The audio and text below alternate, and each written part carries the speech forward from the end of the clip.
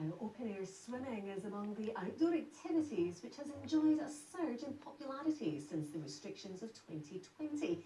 Wardeby in North Edinburgh has become a hotspot for hardy swimmers, but it's not on SEPA's list of designated bathing waters, prompting a campaign calling for that to change.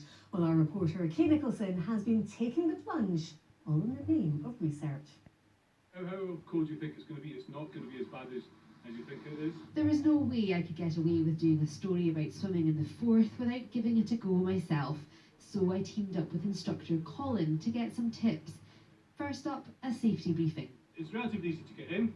It's amazing staying in, but actually the danger is knowing when to come out and getting out. Our core temperature drops really, really quickly. We need to be thinking about what the tide is doing, what the current is doing. Then it was time to take the plunge. Maybe Wardeby isn't quite as appealing as the Med,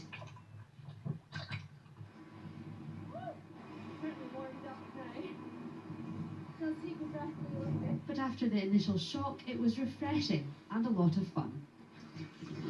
Well, that was exhilarating. Need to go and dry off now, but I can definitely see how people could get hooked on this, because it was a pretty amazing experience, even in November. But you can also see why people who swim here regularly are so keen to know what is exactly in this water. That's because, unlike Portobello Beach along the coast, the water quality isn't monitored here. The Scottish Government declined an application for it to be designated as a bathing water earlier this year. A petition is calling for that to be revisited. Nobody actually knows what they're swimming in, and they need that information. Some will not be aware of the levels of sewage-related debris that I've discovered through doing Marine Conservation Society beach surveys. And it's not nice to point it out. So what we want to give people is that information just so they can keep themselves safe. Regular swimmers have been getting involved by gathering data on the numbers flocking to the beach, with one even writing a song.